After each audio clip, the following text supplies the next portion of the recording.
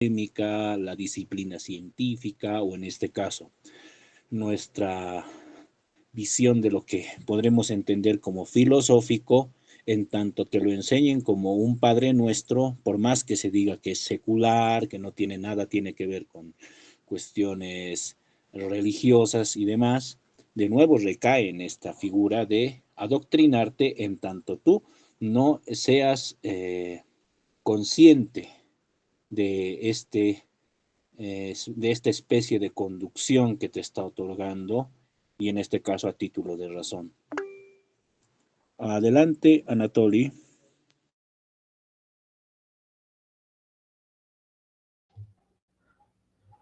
Compañero Heinz, yo quería rescatar el caso de Argentina. ¿Se me escucha? Perfectamente, adelante. Bueno, tenemos el supuesto de que las universidades generan a las personas que van a dirigir nuestro país, pero el caso de Argentina es bien interesante y revela cuál es la situación del continente en general. Pasa que el poder en este momento es una, le llaman puerta giratoria, en el cual, en el caso de Argentina, no son personas que se han titulado en universidades argentinas. De hecho, son personas que han estudiado en Estados Unidos, en Europa, y que tienen una ideología netamente tecnocrática. Y lo curioso es que estas personas vienen del ámbito privado, vienen de corporaciones, vienen de empresas y curiosamente después pasan al sector público. Pero cuando llegan al sector público, como en el caso de Argentina, con la bandera de la libertad, entre comillas, lo que hacen simplemente es gestionar los intereses de esas corporaciones en dicho país. De tal forma que en ese contexto que es el actual, que probablemente sea el nuestro si es que entra un partido de esos que están en la papeleta en este momento, eh, ¿cuál sería, qué sería lo de esperar de nuestra universidad? Obviamente hay gente que milita en estos partidos que responde a estas ideologías, pero ellos no son los que van a decidir. Yo recuerdo perfectamente la época de Goni, era netamente tecnocrática, las ideas, los conceptos. En este momento se está debatiendo el problema de la tierra, y no como ya un bien, sino como datos. Entiendas, eso es otra cuestión, pero los nuevos paradigmas requieren formación que no se imparte en nuestro país. Nuestras universidades no están exactamente en la línea de lo que es la transformación, por ejemplo, en base a la necesidad de impuestos al carbono. Aquí en nuestro contexto no se habla nada de que en el futuro próximo se va a cobrar impuestos a los países porque supuestamente producimos carbono. Sin embargo, la agenda ya está ahí y estas doctrinas, estas nuevas reformas van a venir acá y con este tipo de personajes formados en afuera que trabajan con corporaciones y obviamente van a cambiar de gobierno y se van a ir, pero va a entrar otro tipo de gente similar. Concluyo entonces diciendo que nuestra universidad a día de hoy tampoco puede, aparte de la investigación que no la puede hacer, tampoco puede crear los dichosos cuadros para la dirección del país. Muchas gracias. Gracias, Anatoly, a ti. Lo que planteas es también un poco preocupante, pues esto daría una de las tesis que hacemos circular acerca de que la fundación de la propia universidad tiene que ver con el fenómeno de la colonialidad. Desde ese punto de vista, entonces, nunca habríamos desarrollado un propio sentido soberano de lo que podríamos entender como universidad y formación académica, sino a partir de aquellos que han estado más antes, incluyendo el propio proyecto de la Universidad Mayor de San Andrés, que es inaugurado a partir de 1930, digo 1830, el problema está en que de dónde copian el modelo y para qué sentido de país, que en ese momento recién se está constituyendo, luego viene la experiencia de lo que es la Confederación Perú-Boliviana y luego la división. Ese es la, diríamos, el génesis de lo que se entiende por Universidad Mayor de San Andrés hasta la actualidad, con todos los fenómenos que se han ido recabando alrededor de su historia. Llámese el Cordobazo, el tema de las autonomías, el conflicto que se tuvo con las dictaduras y demás. Todos ellos han atravesado y han hecho de esta universidad más un bastión, por decirlo así, de contestación. Pero al momento de construir y aportar, mucho que dar no ha dado, así en sí, en sentido teórico.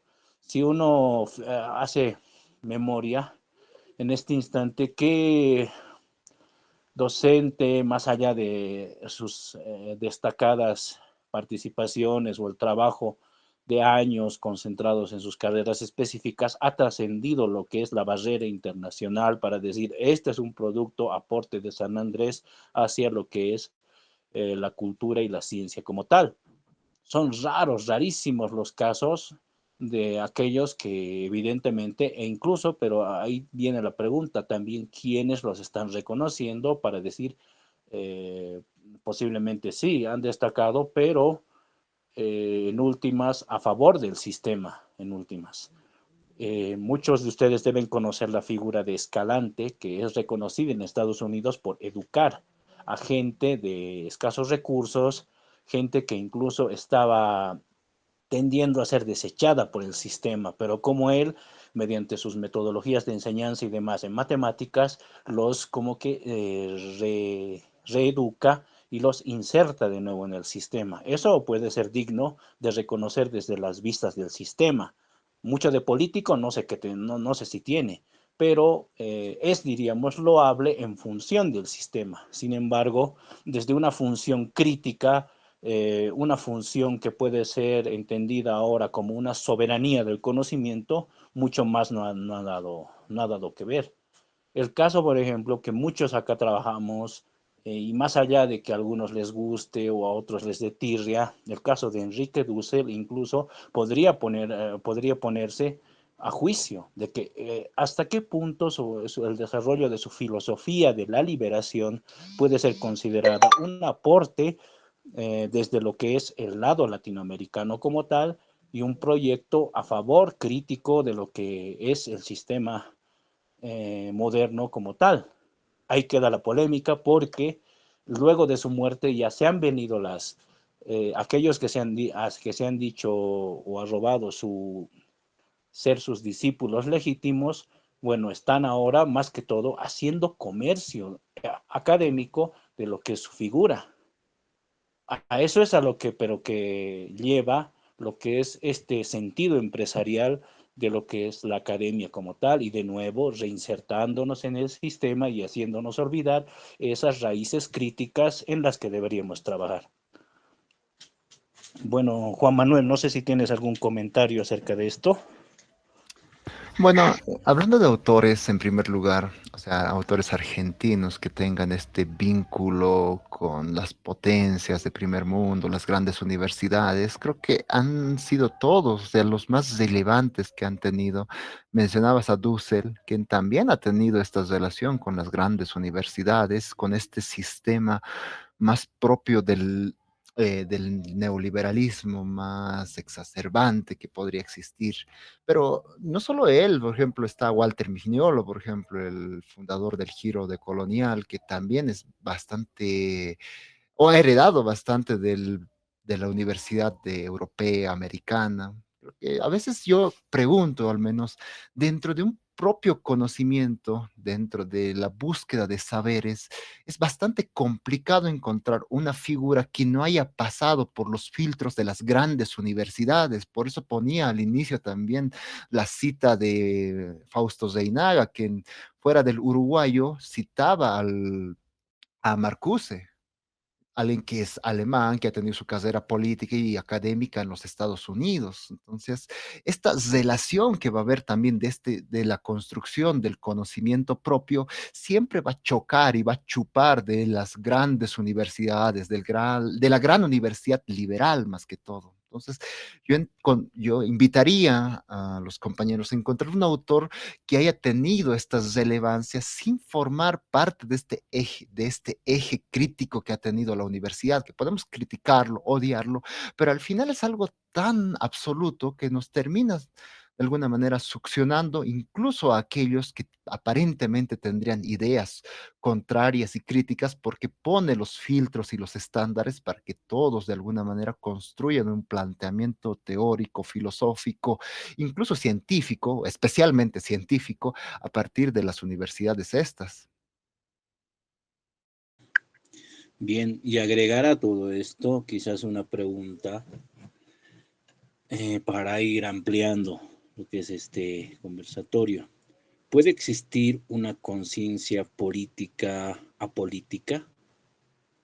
Porque retomando un poco de la introducción, se decía que muchos de los docentes tienden hacia lo que es un lado apolítico.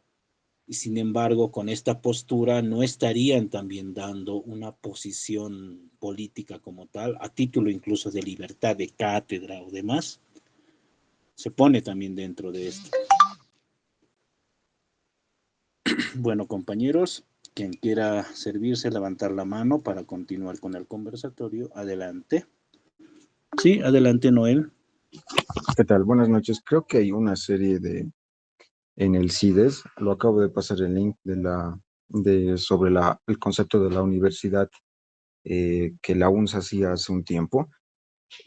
Justo estaba leyendo la anterior semana un fragmento de Ortega y Gasset afirmaba que la universidad española estaba rezagada por el sistema de universidades con respecto al francés, con respecto al alemán, con respecto al inglés. Entonces ellos habían entrado o habían prolongado el feudalismo en un par de siglos. Y eso, consecuencia de eso, nosotros tenemos un sistema universitario relegado y feudal en cierto sentido. Eso también me recuerda, no puedo darles referencia de esto, ¿no? Pero en la carrera de comunicación social también escribieron una nota periodística respecto al tema. O sea que la UNSA es un pequeño feudo que tiene controlado el sistema de pensamiento de manera muy básica y rudimentaria. Y en este espacio solamente hay pocos intelectuales que brillan, ¿no? O que están resaltando. Creo que Silvia Rivera es una de ellas, ¿no? Es entonces que el momento de pensar o de hablar de saberes en la universidad no se está tomando en cuenta este carácter histórico. O sea, yo creo que hoy en día también la universidad boliviana sigue manteniendo su carácter feudal. No hemos logrado pasar a la modernidad por más matices superfluos como la tecnología, como los libros, como otras actividades tecnológicas que nos traen a la modernidad, pero en la forma de pensamiento seguimos claudicando en esa parte, ¿no? Es entonces que yo les invito a revisar esa parte de la UNSA y, bueno, del CIDES y reflexionar, ¿no? Porque a partir del 2017 creo que ya no sacan ningún artículo. Creo que el último que sacó es Luis Tapia Miaya creo que sacó un artículo, entonces son como 10 artículos pensando en la universidad. Entonces la universidad se ha dejado de pensar. Sí, es loable el aporte que estás dando, Noel, y también ahí agregar quizás un matiz para avanzar en esta crítica, ¿no? La universidad como medio, vamos a llamarlo institucional, es de origen medieval, pero aquí habría que acentuar de que esto del fenómeno como edad media o lo medieval tiene que ver con el paradigma eurocéntrico. Para hablar nosotros de una medievalidad como tal, no podríamos entrar en ese encasillamiento, sino que si se ha trasladado esa estructura a través del modelo colonial es otra cosa. Entonces nuestra universidad estaría más que medievalizada o partiendo desde los criterios medievales como un feudo, quizás lo más probable sea que haya acontecido lo que es un fenómeno de colonización y ahí dentro esto de lo que se deriva de la universidad de origen medieval hasta nuestros días. podría ser una, diríamos, una ampliación y desarrollo de estas tesis. No van en contra, sino acentúan lo que es la parte histórica de nosotros, que, bueno, mucho que con lo